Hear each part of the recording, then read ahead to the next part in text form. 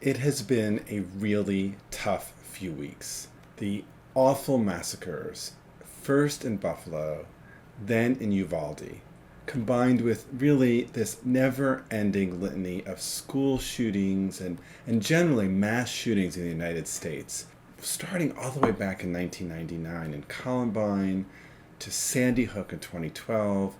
All of these have brought the issue of guns really to the top of the list of divisive national issues that are just tearing at our national fabric and for which resolution seems elusive to really impossible. It's honestly hard to know where to start.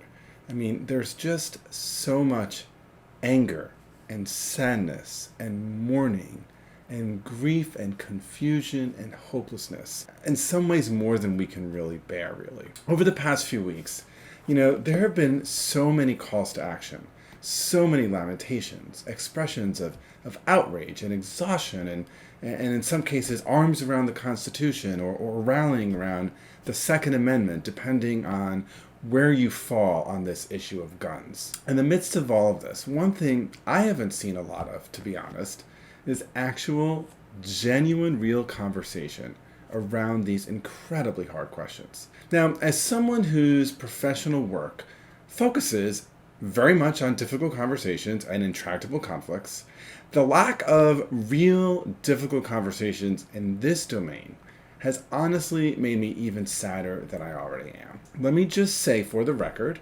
that I am aware of a major pitfall here, because I am not a policy expert, I am not a legislator, I am not a therapist, I'm not even a parent. I'm an expert on conflict resolution and difficult conversations.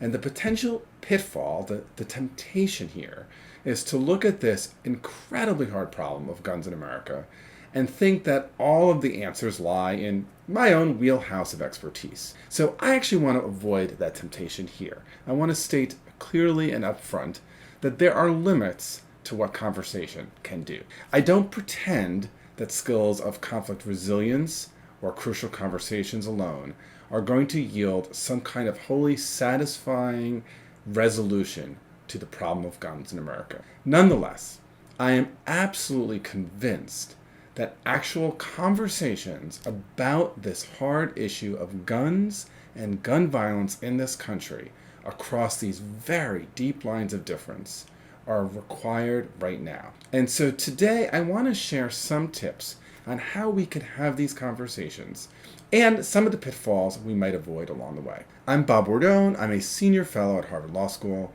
I'm the founder and former director of Harvard Law School's Negotiation and Mediation Clinical Program. I'm also the founder and principal of the Cambridge Negotiation Institute. So as I started to share with some friends that I was preparing this video, people on all sides of the aisle basically advised me not to do it. They would say things like, plunging into this debate on gun control and gun rights in the U.S.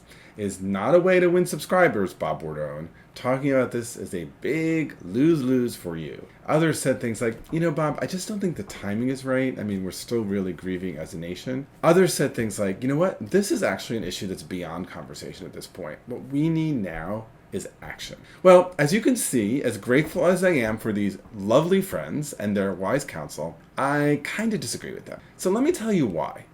I really believe we do need constructive, hard, and yes, gut-wrenching conversations right now about gun rights and about gun control in this country. And I have two big reasons why. First, wherever you stand on the issue of guns in America, if we cannot talk about our differences on this issue, it will be virtually impossible to take the action we need to take to reduce and hopefully over time eliminate the scourge of gun violence in our schools, in our communities, in our workplaces, and in this country. In moments of fear and moments of anger, calls to arms tend to win out over calls to conversation and dialogue. But when opinions are sharply divided, calls to arms tend to actually increase the likelihood of dehumanization and demonization. And you know what? They also increase the likelihood that violence will be the approach to resolution. And we all know this. Violence has incredibly high costs. Here's the other thing though, right? Resolution that comes through violence, it is never as stable as resolution that comes through hard-won conversation and hard-won compromise. Oh, and one more thing. Even resolution that is preceded by violence ultimately ends through conversation in a negotiation or at a peace table. So committing ourselves to hard conversations, to me, even though that is challenging and exhausting, it remains the most efficient, effective, and stable way to get our goals achieved. And this leads to the second reason why I believe we really need hard, difficult conversations on the topic of guns in America. And that's because, in my heart of hearts, I believe that we are not nearly as far apart on this issue as the media or our elected leaders or the NRA or maybe others might make us believe. So here's why. Despite the deep differences that exist on this issue in our country, there's actually an important and fundamental shared interest. And this is the shared interest. I believe that virtually everyone laments the rampant mass gun violence that exists in this country, and virtually everyone wants to see it end. No one I know personally on any side of the political aisle has said that they are unconcerned with the increase in gun violence in our country. And as far as I know, no one wants a world where we have to divert funding for educating our kids into funding for police protection for our kids. So, if we share that basic hope as a common ground, then we actually have some room for conversation and we have some reason to believe it will bear some fruit. Now, if you accept that taking joint action through conversation and consensus building and negotiation is better than taking action through coercion, then conversation and communication with those with whom we disagree is absolutely key. So, let me then offer some tips that you might think about if you're going to engage in these conversations, and some pitfalls to avoid if you decide that you are going to have a conversation with a friend or a family member or a colleague who may have views that are different from yours on gun rights or gun control in our country. So, tip number one is framing the conversation as an invitation to share and to learn. So if you go into the conversation with the idea that you have all the truth and your job is to persuade your colleague or your friend or your family member, you're probably going to not learn anything and end up in a big fight. Instead, if you begin the conversation with the idea that there are some conclusions that you have that are based on your understanding of the world, things you observed, your sense of the political climate, and that this person on the other side of the political aisle also has some views that are based on their sense of the world, their sense of the causes of gun violence, their sense of the political climate. That invites a learning conversation. And what that means is we go into it with the idea that we absolutely have convictions. And we want to share those. That's important. But we also know that the other has a story to tell. And that leads to the second tip I want to suggest, which is really hard when we have strong convictions. But to cultivate in these conversations some sense of curiosity. That is, there's a lot that I know, but there may be some things I don't. And to remember that it turns out human beings were given 2 ears and 1 mouth for a reason. So one way you might think about this, right, is if you think of a young child, maybe someone who's 3 or 4, they usually can sometimes border on the annoying, but with the question why. Like if it's cold out and you say to them, put on your jacket, and they'll say, but why do I have to put on my jacket? And you'll say, well, it's cold out. And they'll be like, yeah, but why do I need a jacket?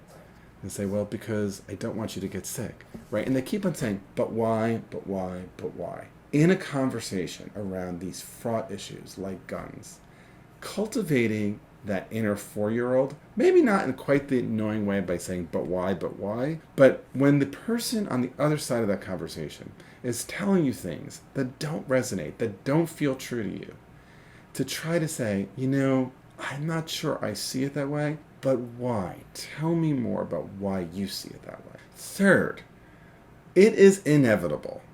If you are living in America right now and you care about kids, you care about safety, you care about freedom, you care about our country, that you will have some strong feelings on this issue, and so will they. And so just going into this conversation, expecting strong emotions and explicitly creating space both for yourself to share those emotions and for the other person to share those emotions is important. The notion that you need to keep the feelings out of this conversation, I think, will just not work, and the feelings are going to leak out anyway. And sharing emotions isn't the same as being emotional, but feelings here are relevant, important, and oh, by the way, feelings are a gift. They help us make good, rational decisions. So welcome feelings into the conversation and find a way to both acknowledge your own, share your own, but also acknowledge the others as well. Fourth, and this is really related to the point about feelings, and it's if you're going into this really fraught and hard conversation, build in an escape hatch.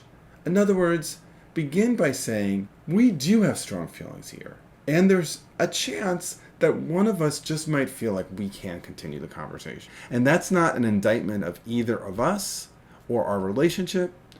It just might come up. So let's agree before we get into it that if that happens, it's okay to call timeout, and that we'll agree that maybe we'll come back to this in 2 weeks or in 3 weeks with maybe 1 or 2 simple agreements. So for example, if we do end the conversation early, that we might agree to come back in 2 weeks and just share one insight that we learned from the conversation and one question we still have for the other person. So in other words, and this is something to just be aware of, don't feel like you have to end this conversation with a bow or with 3 things you have a shared view on.